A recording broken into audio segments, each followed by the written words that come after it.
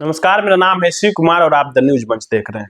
कल्पना कीजिए कि आप परिवार की स्थिति सुधारने के लिए किसी दूसरे मुल्क में कमाने जाते हैं और आपको पता चलता है कि आपको बेच दिया गया है। और न सिर्फ एक जगह बल्कि दूसरे जगह बेचा जाएगा, फिर तीसरे जगह बेचा जाएगा। स्वर्णिम भविष्य की परिकल्पना को लेकर के निकलते हैं आप घर से बाहर और आपको बेचने की जब खबर आती है तो आपके ऊपर क्या गुजरता होगा। जी हाँ, यही मामला कुशीनगर का है जिसको हम दिखाने वाले हैं। विगत एक महीने से कुशीनगर के राज्यसभा के सांसद आरपीएन सिंह भी इस मामले में लगे हुए हैं। जिलाधिकारी महोदय तंवर साहब लगे हुए हैं और बड़े बड़े अधिकारी लगे हुए हैं, लेकिन फिर भी कुशीनगर के दो युवक और एक बिहार के युवक की सकुशल वापसी नहीं हो पा रही है। $1000 का लालच देकर के इनको बुलाया गया था म्यांमार और म्यांमार में इनको बेच दिया गया, जैसा कि रिपोर्ट्स आ रहे हैं। हमारे सामने बहुत सारे रिपोर्ट्स हैं, आप देख सकते हैं। एक रिपोर्ट में बताया गया है कि बरसात के पानी से बुझा रहे प्यास, भोजन दवा को भी तरस रहे युवक।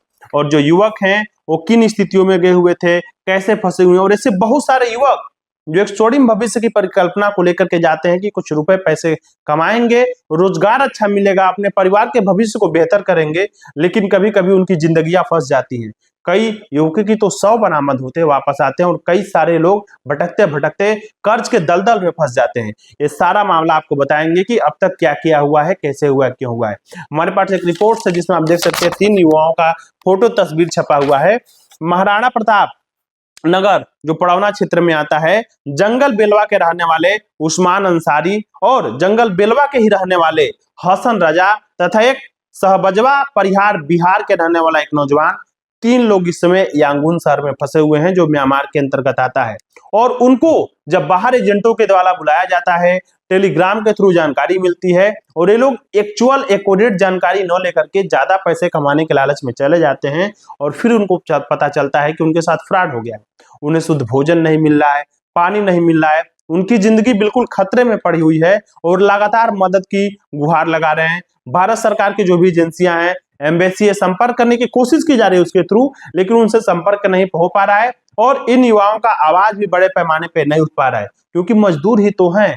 देश में रोजगार की व्यवस्था अच्छी नहीं है, जिसके लिए लोग विदेशों पे निर्भर हैं। बहुत सारे भारतीय लाखों करोड़ों की संख्या में अन्य मुल्कों पे निर्भर होते हैं, लेकिन कभी कभी वो एजेंटों के जाल में ऐसे फंस जाते हैं कि उनके द्वारा साइबर फ्रॉड का काम करवाया जाता है। यांगून जैसे शहर में कई बार बहुत सारे मामले हमें भी सुनने को मिलते हैं कि कभी कहीं बुला लिया जाएगा, कभी कहीं बुला लिया जाएगा और जिंदगी फंस जाती है। सारे मामले में हम चाहेंगे इस वीडियो के माध्यम से कि भारत सरकार तत्काल एक्शंस ले और ये जो 3 नौजवान फंसे हुए हैं, उस्मान अंसारी, हसन रजा और निरंजन कुमार, इनकी वापसी की जाए। उन्होंने मीडिया रिपोर्ट्स में बताया, आपको बता दिया जाए कि मियावड्डी से अब तक लगभग, जो पेपर की रिपोर्ट है हम आपको बता रहे हैं, जो म्यांमार क्षेत्र में आता है, 2612 में से 2410 की वापसी हो चुकी है।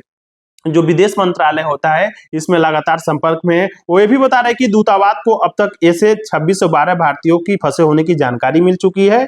जुलाई 2022 से अब तक विभिन्न प्रयासों के जरिए 2410 लोगों की सुरक्षित वापसी हो चुकी है। हालांकि मियावड्डी क्षेत्र पर स्थानीय सशस्त्र समूहों का प्रभाव और सरकारी नियंत्रण सीमित होने के कारण बचाव अभियान चुनौतीपूर्ण हो जाते हैं और भारत से समझिए कि इतने दूर लोग पहुंच जाते हैं जहां जिंदगी और मौत से जूझने लगते हैं।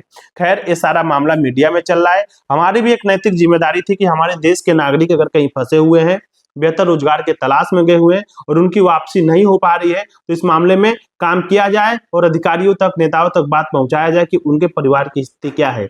वे लोग जो परिवार के स्वर्णिम भविष्य के लिए गए थे, आज स्वयं उनका भविष्य जीवन खतरे में पड़ चुका है। एक और स्टेटमेंट हम आपको बता दें कि जो कुशीनगर के राज्यसभा सांसद हैं, राज्यसभा सांसद आरपीएन सिंह ने विदेश मंत्रालय को मेल भेजकर तीनों युवकों को तत्काल रेस्क्यू की मांग की थी।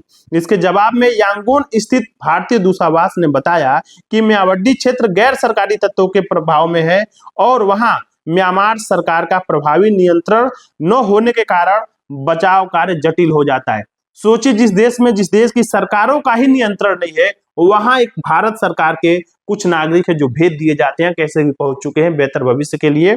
और स्थानीय प्रशासन और एजेंसियां संग समन्वय स्थापित कर मामले की निगरानी की जा रही है। खैर निगरानी लंबे समय से चल रहा है, लेकिन अब तक इनको रेस्क्यू नहीं किया गया है। इनके परिवार के अंदर एक दर्द है, पीड़ा है, भय है कि उनके साथ क्या हो रहा होगा, वो किन परिस्थितियों में रह रहे होंगे। तो हम चाहेंगे कि भारत सरकार, विदेश मंत्रालय तत्काल इस मामले में हस्तक्षेप करे और कुशीनगर जिले के पड़ौना क्षेत्र के जो 2 नौजवान है, उस्मान अंसारी और हसन रजा, और एक बिहार का जो नौजवान है, इन तीनों की सकुशल वापसी की जाए। और वे गिरोह जो इन्हें बेहतर भविष्य के सपने दिखा करके विदेशों में भेजते हैं पैसे कमाने के लिए, एजेंटों के माध्यम से, टेलीग्राम्स के माध्यम से, इस पे विधिक कार्रवाई हो ताकि अन्य जो भी लोग हैं वो इनके झांसे में ना पड़े। और अंत में जरूरी जानकारी, एक बात आपको भी बता दें, हमारे संस्थान के पास बहुत सारे मीडिया रिपोर्ट्स आते हैं, बहुत सारे लोगों के कॉल, मैसेज, फोन आते हैं कि सर मैंने लाख रुपए दिए अच्छे नौकरी के लिए, वो पैसा लेकर के भाग गया, मुझे किसी और काम के लिए भेजा गया था, मुझे कंस्ट्रक्शन में लगा दिया गया, मुझे कहीं और लगा दिया गया, और जिससे लेकर के बहुत सारे नौजवानों के पैसे बर्बाद हो जाते हैं, जीवन बर्बाद हो जा रहा है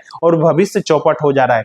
तो विदेश जाने से पहले आप लोग को जो भी सरकारी एजेंसियां जो भारत सरकार जारी करता है विदेश मंत्रालय से, अच्छी कंपनियां जो लिस्टेड हैं उसमें जाएं या फिर विश्वसनीय जगहों पे जाएं, हुनर सीख करके जाएं। अन्यथा यदि संभव ना हो तो अपने ही देश में कमाएं और अपने बेहतर भविष्य का निर्माण करें।